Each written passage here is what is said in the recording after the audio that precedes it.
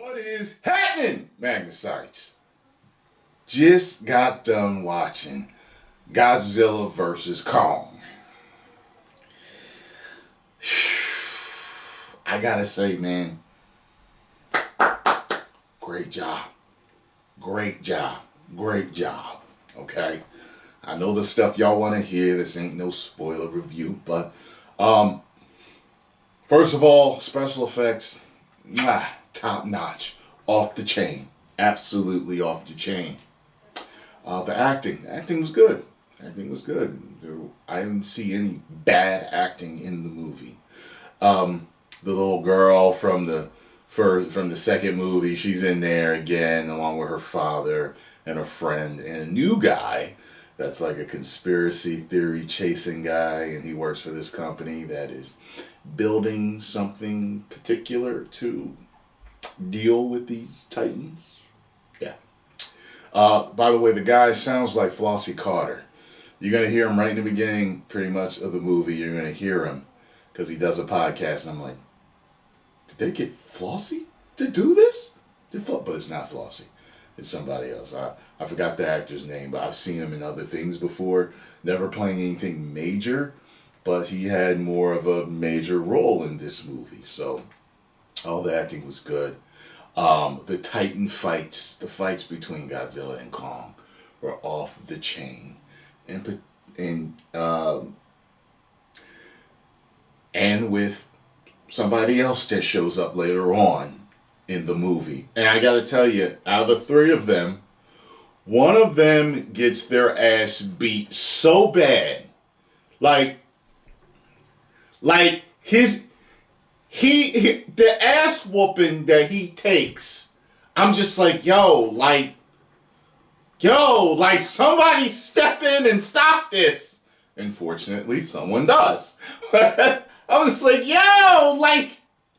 it's like, I don't know, like they put an MMA fighter inside this one Titan. I'm like, come on, he's killing him. So, between Godzilla and Kong, I will say, there is a definitive winner.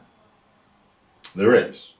And someone does yield.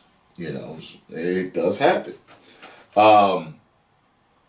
It's not like Batman v Superman, where it was like Superman toying around and not doing what he should have did to beat him, and then, falling for the kryptonite gas and stuff like that. It wasn't like that. It was like a full-fledged fight. And, they, one of them definitively loses. I gotta say, you will find out more about Kong and his species in this. They're a lot more intelligent than what I thought. And I'm not talking about something that you're going to find out earlier on in the film that he can do. I'm not talking about that. It's later on. You're like, what? And they, I will tell you this, a particular conspiracy theory about Earth is used in this movie. Okay? Whether it truly exists or not, whatever. I've done enough research on it to get my fill of it, but I've always thought it was a very interesting theory about Earth. I like how they use the old, monster movie music, Godzilla, King Kong, Godzilla music in this, By the way, the absolute amount of destruction in this movie is insane. Because movies have become so much more realistic as far as special effects and stuff like that. I mean, it's CGI, it's special effects. And it did not bother me in Man of Steel at all.